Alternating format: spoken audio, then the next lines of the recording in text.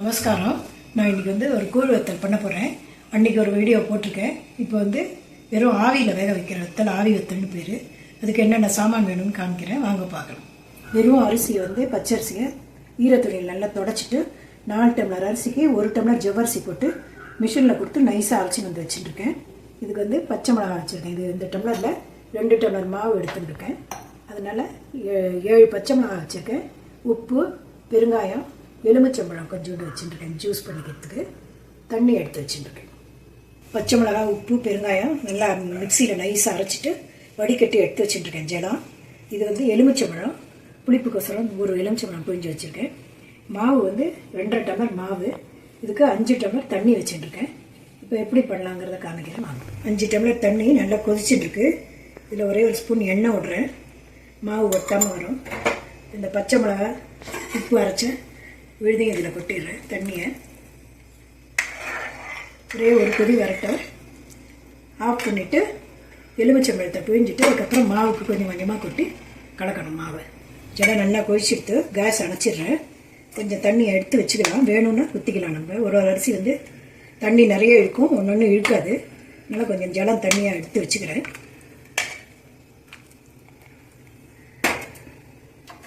Case அணைச்சிட்டேன். இப்போ எலுமிச்சம்பழம் juice புழிஞ்சிக்கலாம். இதில்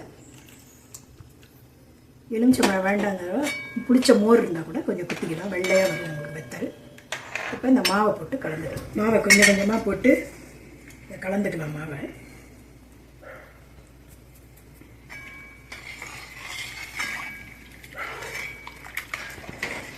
இன்னும் இது மாதிரி கலந்துக்கணும்.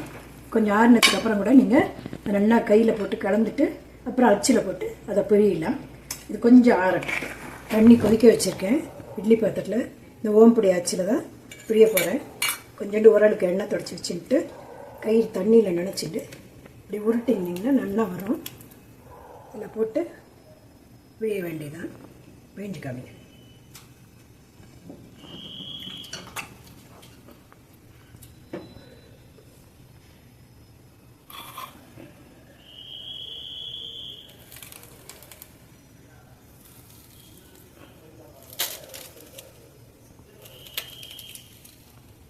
இட்லி தட்டில் எண்ணெய் கரைச்சி இந்த மாதிரி புழிஞ்சு வச்சுருக்கேன். தண்ணி பொங்குறது இட்லி பாத்திரத்துலேயே வச்சுட்டு மூடி வைக்கலாம்.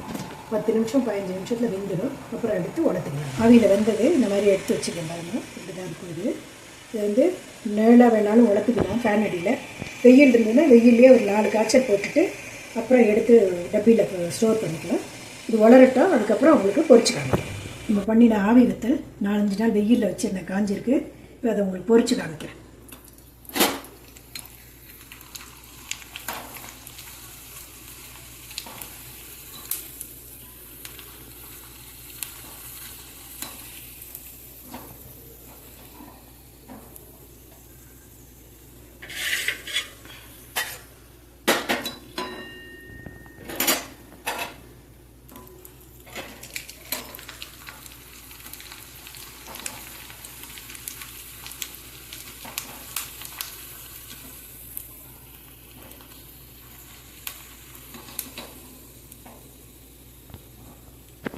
ஆவி வத்தல் இப்படி தான் இருக்கும். நான் காஞ்சதை நல்லா பொரிச்சுக்கேன். நல்லா கிறிஸ்பியாக இருப்பாருங்க. அது மாதிரி கொஞ்சம் சேப்பாக எடுத்து இந்த எண்ணெய் கொஞ்சம் காஞ்சி போச்சு. நீங்களும் இது மாதிரி பண்ணி பாருங்கள். அடுத்த வீடியோவில் பார்க்கலாம். நன்றி.